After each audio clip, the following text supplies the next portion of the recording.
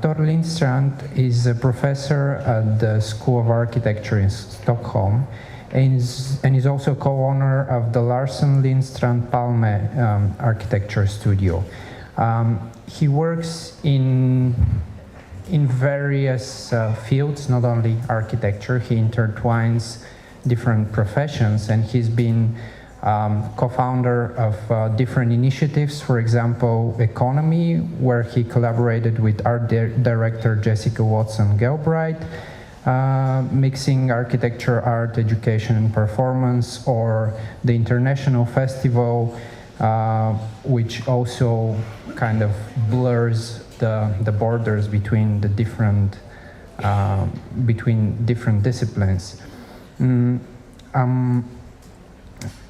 Tor has also been involved with research in Stockholm on a program called Million Homes Program, a social housing program launched by the Swedish government.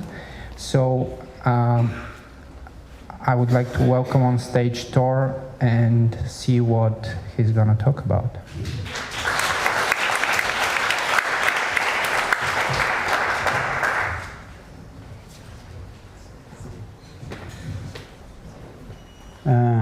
Okay, I hope I can manage this.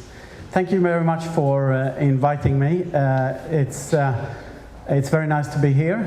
First time for me in Plovdiv, and also it's nice to have these situations where it's possible to meet new acquaintances and new colleagues and see new work, and also to reconnect with people that you have been working with and collaborating with over a long period of time. We don't get the opportunity to do this so much, so thank you to the festival for making this happening.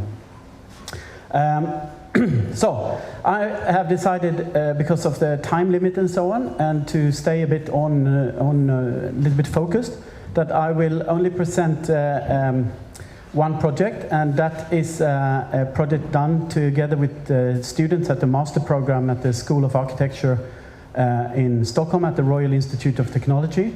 I am running since almost 15 years a studio in the 4th and the 5th years of the master program, and over the last 3 years, starting in 2012, we have been working in a neighborhood just south of Stockholm in Botkyrka municipality. And specifically in northern Botkyrka. Northern Botkyrka was built as part of the Millennium program. Oh, maybe I... Just switch on. What? Oh. Oh, maybe I can do it here. Yes. So, I do analog. It's okay. So, just to give a little bit of a background, thank you. Stockholm, Sweden, I mean, was in the early 20th century, around 1917, there was a lot of people started to move into the major cities. There was a lot of overcrowding in the apartments. There was a lot of poverty. Sweden had in 1917 the lowest housing standards in Europe. In order to combat this, the government for the first time in 1917 started something that was called emergency housing in Stockholm. The first emergency housing was designed by a very famous Swedish architect called Gunnar Asplund, that later became one of the kind of most prominent architects within the modernist movement in Sweden. But that was the kind of the starting point for engagement within in that way between politics and housing specifically, and that became something that engaged the Social Democratic Party for the next 40 or 50 years. So in the beginning of the 30s, the Social Democratic Party won the election with a majority of the votes, and then they kept that majority of the votes in Sweden for over 4 decades, so until 1976, when they lost for the first time against the right-wing alternative. During that era, social democracy in many ways completely transformed and dominated Sweden. The way that the road to socialism, there was a choice early on in the ideological discussions in the Social Democratic Party. Should we go for revolution or should we go for democracy? And they decided that the fastest road to sustainable socialism was through democracy. So that was the starting point. And they built on a very Swedish tradition of quite a lot of cultural associations and people organizing themselves in different ways. This had been happening in a kind of a pre-democratic state for a very long time in Sweden. So there was a strong there was an experience among a lot of people to be engaged in these kind of projects. So social democracy had two legs. One was these kind of free cultural organizations that was organized around communities, forming cooperative banks, forming cooperative housing, forming cooperative shops, and so on. And then there was the party structure. And this became after the Second World War, and due to the fact that Sweden was not part of the war, we were neutral, so we sold our steel to Germany and to the British, and then managed to get rather unharmed out of the war. So there was good circumstances in order to invest in public structures, and it started really heavily after the Second World War. And this example here is Vällingby Centrum that opened in 1953, and it was at the time a kind of one of these must-go destinations for planners and architects all over the world. And this success sort of continued, but there were still challenges. The economy was changing, industry was changing, more and more people moved in. Sweden had a need to rapidly reorganize society, and in the inner cities still in the 60s, there was a massive housing shortage, and there was still a lot of quite bad housing situations and apartments. And so this was, there was a program that was initiated in 1965 called the Million Homes Program. And that was a project for the state and municipality in collaboration with private constructors and developers to build 1 million homes in Sweden over a 10-year period of time. That meant that when it was finished in 1975, more than 1/3 of the population of Sweden relocated into this new housing. And at that time, Sweden had the highest housing standard in the world.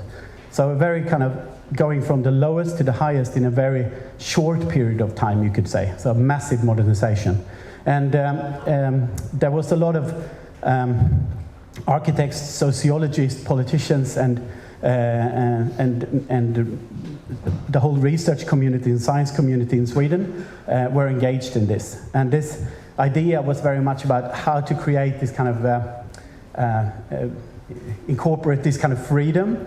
As you can see in this quote, I won't read it because it would take too long, but it is a call for people to become part of this shaping of society. And this is in 1965. What happened was that already under the construction, in the middle of the construction of the Million Program, there was more and more criticism directed towards these areas. That was due to, I would say, to the fact that the kind of the new left at the time, in late 60s and so on, like the hippie era, they became more and more suspicious about this kind of state-run, social democratic, co-opting with the capital, creating passive drones out of the citizens instead of active, completely countering what they said they would do. So there was a heavy criticism coming from the left. There's a lot of publications. There is a lot of examples in the press at the time of attacks, but it was coming from the left, accusing these programs of being too commercial, of being, systematic oppression of people and so on. So this strange way of So having the highest housing standard in the world, but at the same time this is completely out of touch with time and reality and so on, so heavily criticized. And that kind of demonization, you could almost say, of these kind of neighborhoods have continued and continues still today. And it has always been a surface for projection for a lot of social concerns in society. So in the beginning it was about being, passive citizens, that wasn't active socialists engaging in socialist culture, for being a trap for housewives, creation of housewives instead of making women emancipated workers in the society, and so on. And today, these neighborhoods have been very has a very high percentage of immigrants, and now it's a projection surface for the far right for all sorts of fascist fantasies about the world. Anyway, so this all ended, and instead there was a new era that came into place, and this is kind of a little bit the background of these projects, and I will run into this now and run through them quite quickly. This is the neighborhood of Fittja. It's part of northern Botkyrka. Northern Botkyrka has a population of 40,000 people living in a similar kind of structure. It's 4 neighborhoods located just south of Stockholm. This is how it looks from the courtyards. And I heard today earlier someone said that, which was true also for Bulgaria, that apparently, that Bulgaria never had social housing, and that was the same in Sweden, that there was no social housing, but there was rent control, so there was no market rents in Sweden for apartments and most houses. So even if they were privately owned, the rents were set by the politicians and decided, and similar here. And it was seen as a place for the new growing middle class and working class. So the material that has been heavily criticized, like this concrete, it's actually a porphyric stone, the red one, which is in Sweden it's called the Swedish diamond. That's the finest natural stone we have, and the white is marble from Italy. Coming and working in these places, due to the fact that most of our students all come from a very homogeneous background, they are mostly from middle-class families, or their parents are academics. They are fairly well off. There is a very few with immigrant background among the Swedish students in the School of Architecture. When I've been working in this Millennium Program areas since '97, but with students since 2003, and I think I've had 6 or 7 students that actually have a background in these neighborhoods. So it's very few people has ever visited these sites. So I thought that the first thing to do is that how do we bring them from the inner city, from the technical university campus? We have to, if we're going to do this project, we're going to find a place to do education. So what we did was together, I was working with the municipality at the time and the municipal housing company.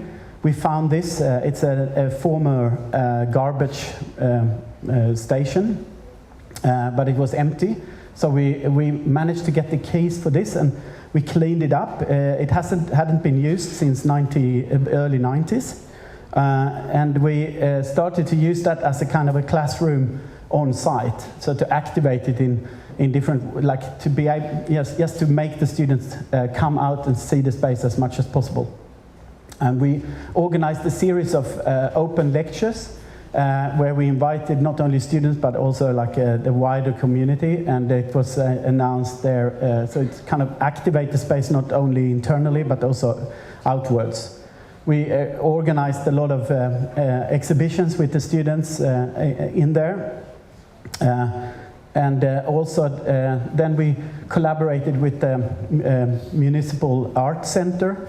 And they started to use it as a kind of as a space to exhibit art. So there were site-specific installations and work done here, or it still is actually.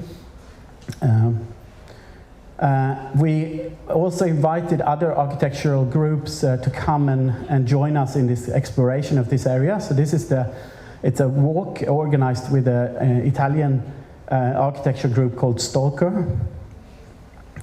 We've of course then done extensive kind of mapping, finding out all about what the legal backgrounds for these areas, linking it to ownership, how ownership has changed over a period of time, and sort of really dwell into the archives of this. We've connected also quite a lot with the local community organizations, and there is a very kind of active cultural association life in these neighborhoods, even though it's very difficult to spot them.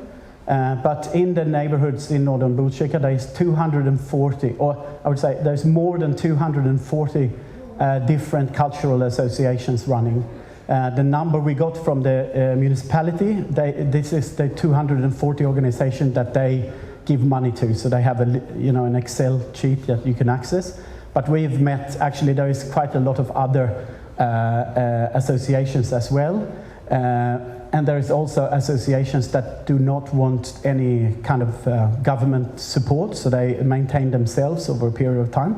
But it's interestingly is that when you walk around in the area, it takes you quite a long time to start to detect that kind of cultural life that is overlapping, because it has a very pretty discreet announcement in the public space. Also what you can see is that there has been a lot of adaptation done by private persons to their housing. There is a huge range of these small interventions done. Walking around in this neighborhood, I felt that there is a lot of similarities going on. It happens in different scales and with different ambitions. But this is also something that is kind of weird, because it has it's on the land of the city, but it's kind of half informal, half formally accepted situations, but rather beautiful.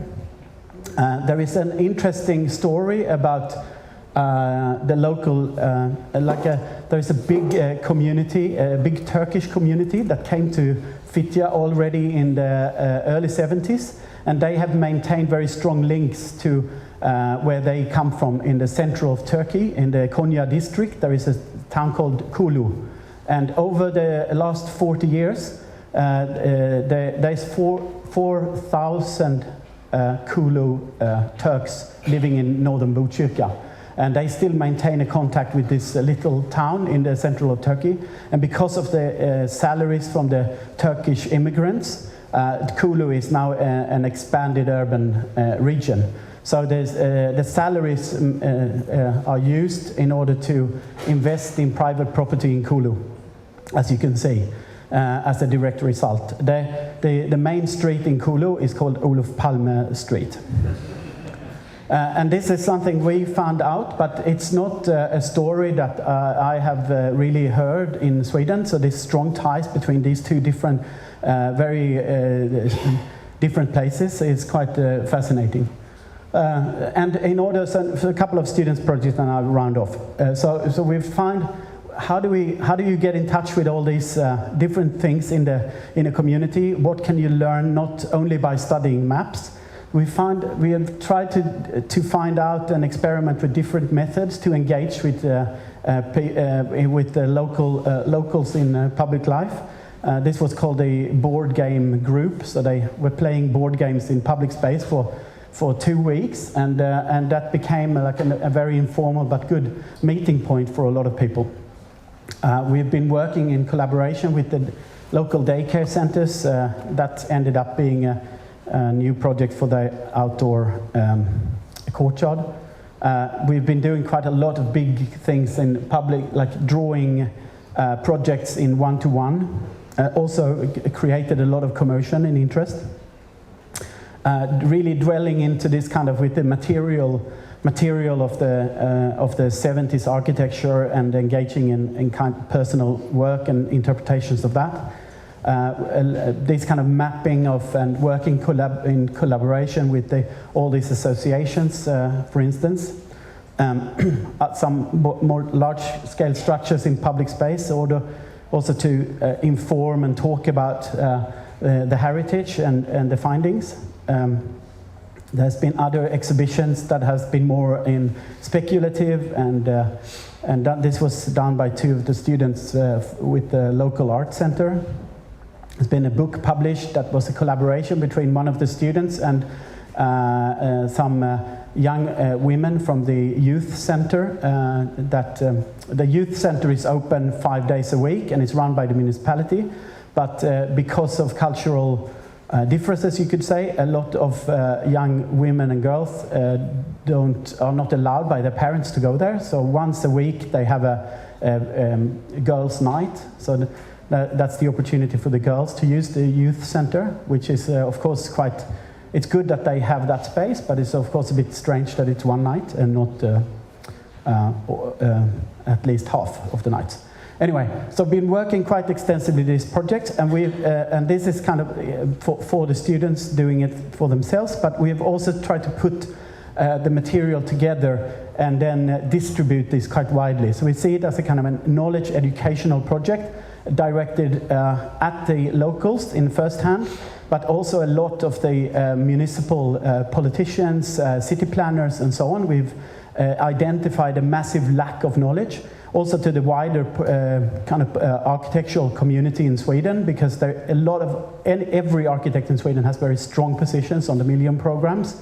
No one has lived there, no one has built anything there, no one has visited it. So there is a massive misinformation about these areas, and that needs to be filled in. So we've done kind of these publications. We initiated and did a pavilion at the Venice Architecture Biennale in 2014, the Fittja Pavilion, where we gathered that in, and all the collaborations that we've done over the years with different artists from the art center and together with the municipality. And now, finally, we've put together the material over the last 3 years. It's part of an exhibition that is running now at the Architecture Museum. So it's like well, in the beginning, the curator said, don't be too heavy on information. No one has time to read anything on the walls. And I think we have, 200 pages of texts on the walls.